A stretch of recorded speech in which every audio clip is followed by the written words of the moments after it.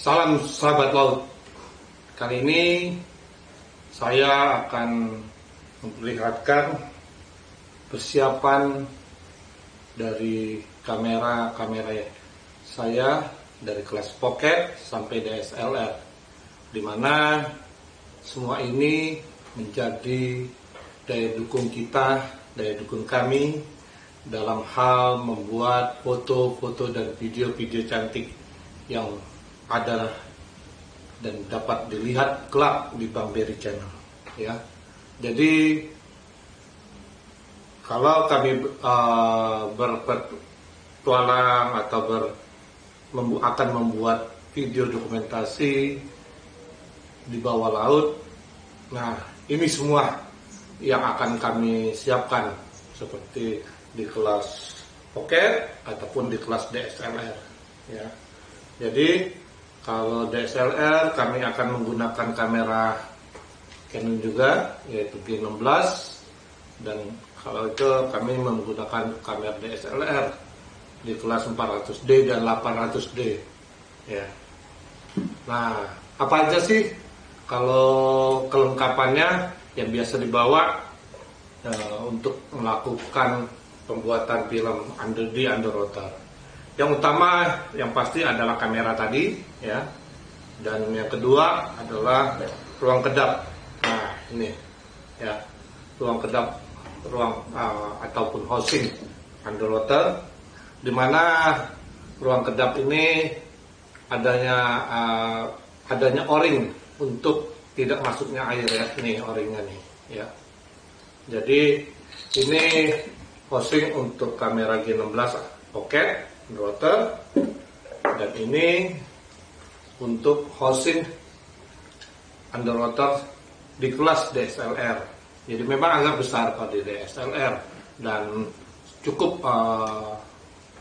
mampu untuk cukup berat lah. Tetapi nanti di underwater semua itu akan dinetralkan oleh adanya pelampung-pelampung yang seperti ini ataupun pelampung-pelampung yang profesional, ya, yang kita gunakan.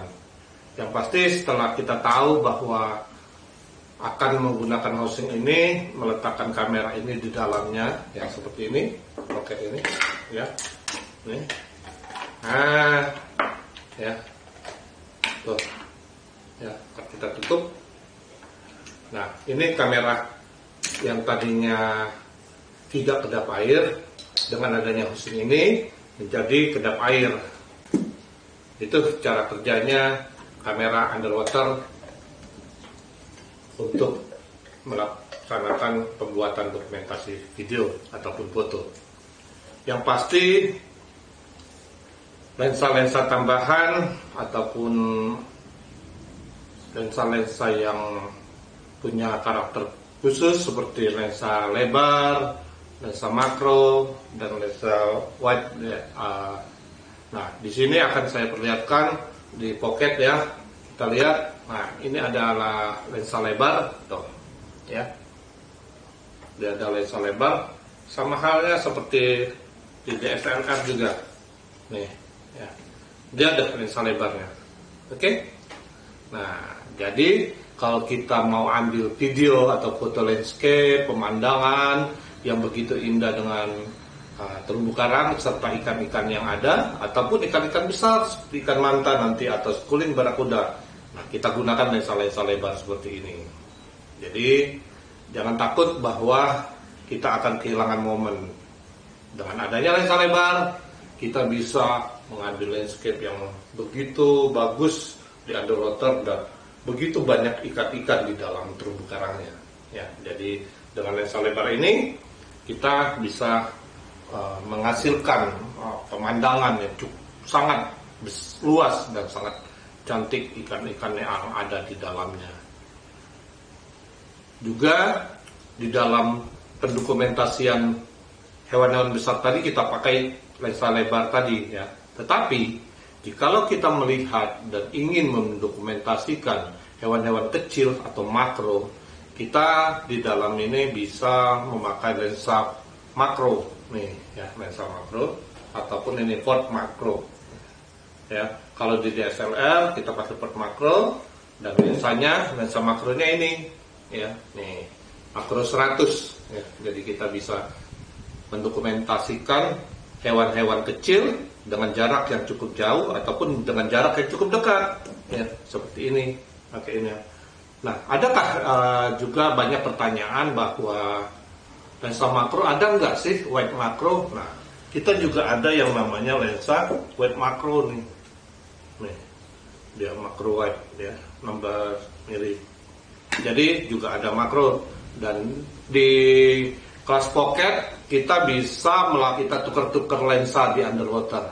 Nah, inilah keuntungannya untuk kamera pocket ya. Untuk kamera pocket kita bisa melakukan pertukaran lensa di underwater. Jadi lensa itu bisa ditukar-tukar di depannya ini seperti ini. Ya, nih. Ya. Atau kita bisa pakai yang ini. Ya, tuh. Atau kita mau ganti lensa lebar. Pocket sangat praktis ya. Ya. Sedangkan DSLR sampai saat ini kita belum bisa melakukan penggantian lensa seperti sederhana ini di dalam kelas pocket. Jadi kalau kita menyelam menggunakan dokumentasi kamera DSLR, kita harus menyeting dan meyakinkan diri kita waktu kita mau turun dive, kita mau pakai lensa lebar ya, mau lensa lebar, dom lebar, atau kita memakai dom makro. Jadi kita masih ada satu kesulitan di dalam pertukaran lensa untuk kelas DSLR. Jadi ada banyak keuntungan juga untuk yang punya kamera pocket. Kita bisa melakukan pertukaran lensa sesuai dengan keinginan sesuai dengan apa yang kita lihat di underwater. Tetapi kalau kita pakai DSLR, kita harus meyakinkan diri kita, atau kita membawa dua kamera. Satu kamera untuk khusus wide dan satu kamera khusus makro. Dulu saya suka untuk mendokumentasikan di underwater, saya bawa 3 kamera. Kamera handycam, kamera wide, dan kamera makro. Dengan adanya kemajuan di dalam dunia fotografi di kelas digital ya sekarang, dengan adanya kamera pocket ataupun DSLR, kita sudah dapat melakukan yang namanya membuat foto dan membuat video. Jadi sekarang saya kamera khusus video saya tinggalkan, jadi saya hanya memakai kamera DSLR dan pocket untuk mendokumentasikan landscape dan wide, serta dapat mendokumentasikan secara langsung seperti dilakukan oleh kamera pocket, yaitu makro, wide, dan kita bisa menukar lensa di underwater. Tapi buat teman-teman yang pakai DSLR nggak usah kecewa, kita bisa loh memakai 2 kamera. Jadi ya memang cukup repot dan memang cukup menjadi kendala bagi kita yang di kelas DSLR. Nah, banyak yang menanyakan bahwa kalau kurang pencahayaan di underwater dengan warna yang agak kelabu, kita bisa yang namanya menaikkan warna merah atau menimbulkan warna merah di underwater dengan adanya lampu spot center ini. Jadi yang tadinya warna merah yang hilang terdahulu akan timbul kembali, akan terlihat kembali dengan adanya center. Jadi kita benar-benar perlu adanya lampu yang stabil atau center seperti center ini. Ini kalau kita banyak melakukan kegiatan pembuatan video. Tetapi kalau kita tidak banyak melakukan kegiatan video, kita akan menghasilkan foto-foto terbaik. Kita memerlukan adanya strobe lensa ini, lampu kilat ini. Jadi lampu kilat ini ada yang berukuran besar seperti IS 250 ini, atau kita bisa untuk kelas pocket menggunakan IS 110 ya. Ini dari CNC, dari produk CNC. Jadi kita bisa menggunakan flash yang kecil untuk kelas pocket 110, dan kelas DSLR-nya kita bisa pakai 250 bukan 220. Nah, sebagai mengingatkan saja bahwa di dalam kita membawa senter selam, jangan lupa cek keberadaan baterai cadangan kita, cek charger kita, begitu juga dengan kamera ya. Jangan lupa bawa baterai cadangan, bawa charger, dan kabelnya. Banyak kita suka lupa bawa kabel ya, kabel charger. Dan kalau kita pakai strobe, jangan lupa untuk bawa SIM card-nya ya, kabel penghubung antara kamera ya dengan strobe tadi, lampu kilat ya. Jadi jangan lupa nih, banyak yang terjadi seperti itu. Nah, untuk underwater kebanyakan sekarang kita tidak memakai baterai yang sekali pakai, tetapi untuk strobe seperti ini kita memakai baterai yang paket yang bisa kita gunakan setelah dia habis dayanya, kita bisa melakukan charge ya, charger kembali.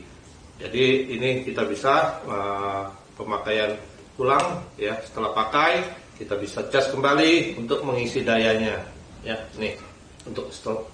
Dan juga kita bisa membawa baterai cadangan untuk aduannya. Jadi baterai ini sangat penting daripada kita membeli dan kita buang, kita beli kembali. Tetapi kita dengan ini kita cuma agak mahal memang, kita bisa membeli sekali saja, tetapi kita bisa menggunakan beberapa kali ya. Di dalam ini, semua ini alat akan bisa menjadi satu alat yang kita pegang di underwater dengan adanya arm nih ya. Alat inilah, tangkai ini yang membuat kamera bisa duduk di sini ya. Terus lampu juga bisa duduk di sini nih ya. Dan senter juga bisa duduk di sini tuh ya. Oke. Nah, sahabat laut, semua peralatan ini harus kita cek sebelum kita gunakan nanti di underwater. Seperti halnya kita juga harus membawa yang namanya silikon ya, ini gel yang sangat berguna di dalam kegiatan underwater ini, dimana untuk membasahi o-ring yang akan menahan air masuk ke dalam perangkat alat-alat kamera ini, seperti lampu ini yang biru ini nih ya, nih ada yang namanya o-ring. Jadi kita akan membuat o-ring itu tetap basah, bukan banyak ya, bukan banyak silikonnya, tetapi cukup hanya basah di tangan dan kita bisa membuat semua itu kedap air. Jadi seperti housing kamera ini, nih saya buka ya, nih. Jadi o-ring yang warna biru ini, inilah yang harus kita beri silikon agar menjadi kedap air di dalam housing kamera ini ya. Jadi kita kasih sedikit dan kita sikat menjadi sikat rata ya. Pastikan bukan silikonnya banyak-banyak, tetapi sedikit saja, cukup hanya basah di ini ya, kayak kita licin begitu. Jadi kita tahu bahwa kamera ini telah kita rawat ya, kita rapikan sebelum kita gunakan, dan pastikan bahwa housing ini kedap air dan tidak bocor sebelum kita menggunakannya. Setelah di set semua, rendam ke dalam bak, pastikan bahwa kamera ini siap untuk digunakan.